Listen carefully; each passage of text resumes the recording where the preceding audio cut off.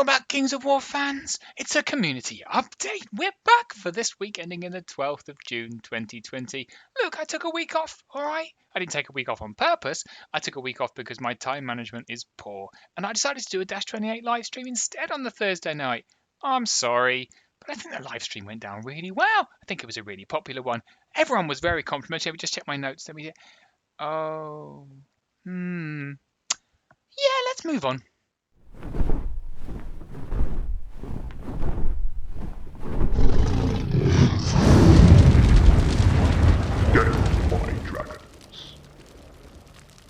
I know it's only been 2 weeks, but frankly, I've lost track of everything. I've no idea what's going on. However, Dash 28 continued their coverage of the Call to Arms matches. Understandably, not everyone has 3 hours to set aside, or 4.5 if you're going to watch Page Neoplay, but some of the world's top players have been pitted against each other, and that's made for some pretty exciting viewing. And while there's a bandwagon, what do, lads? We jump on it! The chaps over at Shade Troll, who you might know as Jan and Bob, have picked up the mantle and have been streaming some of the Kings of Hearts tournament games. It's a little bit more relaxed and a little bit more foul-mouthed, but hey, you know, some people like that sort of thing. And if that's not good enough for you, John Fawkes is having a go, turning the excellent 4 Foot Sneak podcast into a video channel. I think I've mentioned this before, haven't I? Have I? I think I have. I definitely have. Anyway, he's still doing it. Move on. I've mentioned Danny Graves' blog before, and when he published a new blog a couple of weeks ago, I thought, well, I've already put him in the community update a bunch of times. I'd just skip over this one. And then when I came to read it, he's actually talking about me in the first paragraph, and then I felt really guilty. Sorry, Danny. Anyway, this particular blog's pretty fascinating because it talks about his experiences doing real-life wargaming, hitting people with swords and shields, or apparently just posing in kind of misty fields quite a lot. Whoa, look at them brooding eyes. Anyway, if you've ever wondered how realistic Kings of War actually is, it's worth a pretty good read. It's always nice to know that a company's employees are living the same kind of dream that you are. And Joe Neat's blog is an example of that. If you don't know who Joe Neat is, he works for Mantic in the US. Or at least I think he does. I've never actually met the man, but you know. He started blogging his battle reports from his Kingdoms of Men. Not actually an army Mantic makes, come to think of it. But I really enjoyed reading through Joe's recaps of his games, and I'm hoping that he keeps it up so I can carry on enjoying them. I've mentioned Titus Painting's painting channel before, but he's been posting more regularly and recently uploaded this video of his gnome army where he talks about the units and how he constructed them. Small warning, it is in German, but as you can see, the YouTube auto-translate subtitles work pretty well, so you can still enjoy his fantastic modelling without having to reach for the German dictionary, because everyone still uses dictionaries, right? Get with the times, Grandad.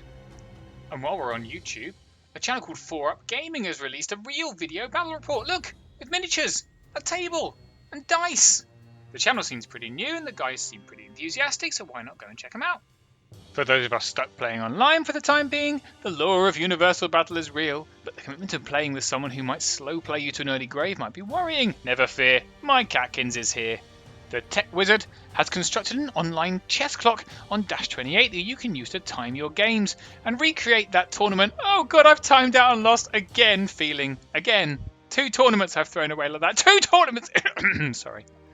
Okay, so the hobby section this week is going to be wildly out of control because frankly, it's most of the stuff I collected from last week. I've not really been paying attention this week. God help us all. Anyway, in we go. First off, I wanted to post about Taylor Holloway's Varangur army.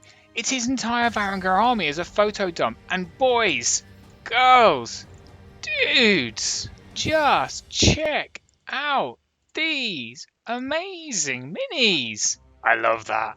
What's entirely galling is he's done all of this in the last 9 weeks. Shut up! Every time I see a unit of skeletons, I want to put it on the weekly update. I think it's because my very first army back in 1980 something was an undead army in version 3 of Warhammer. Pop fact, I only played 4 games and I just spent the entire time dry brushing skeletons for 3 years. Anyway, Phil Walling's 3D printed these ones and I think they look great.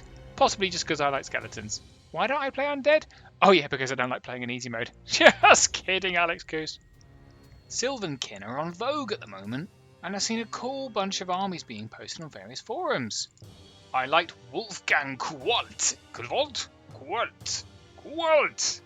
Wolfgang. Anyway, I liked his army, particularly this awesome Owl Rider, which I'm guessing is a dragon dude thing. Anyway, good job.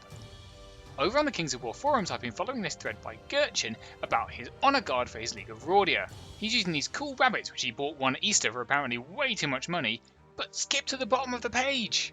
Check out how awesome they've turned out. Now that's what I call a terrifying cavalry charge. The Kings of War forum is a great way to check out stuff that might have disappeared from Facebook years ago. take, for example, Joe McLaren's Mantic Dwarf thread.